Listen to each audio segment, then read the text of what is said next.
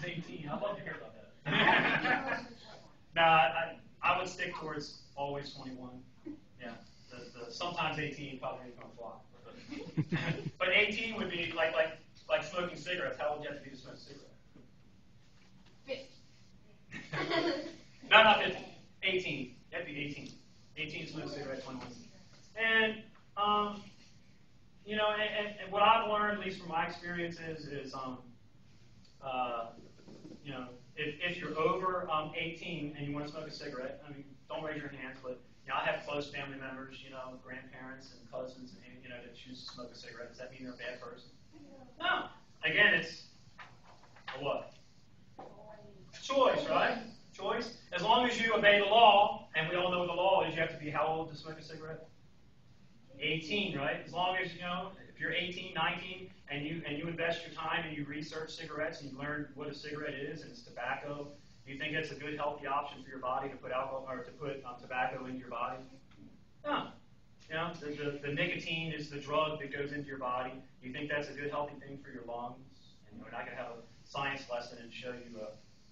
He probably knows my story. I shared when I was a Duke police officer. Anybody here like Duke? I see the Duke shirt. I was a Duke officer for 5 years.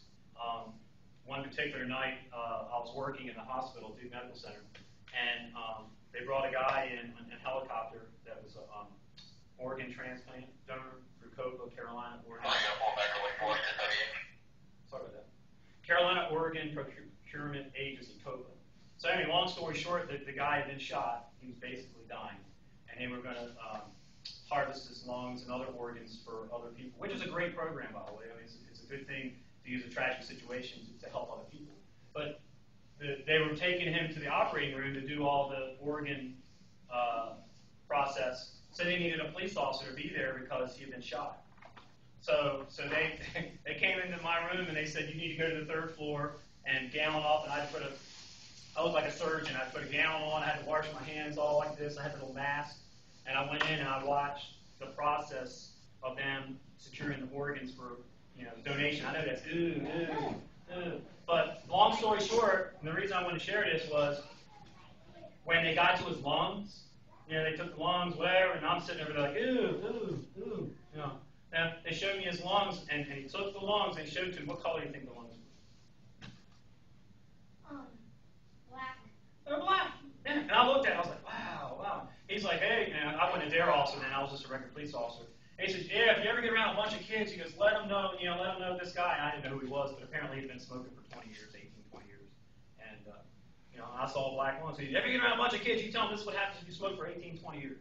So I always share that story. He probably knows I shared it in our DARE class. And, you know, there isn't too many opportunities where you get a chance to see somebody's lungs pulled out of their body right in front of you. You know, I mean, it's a very rare situation. But I know what I saw.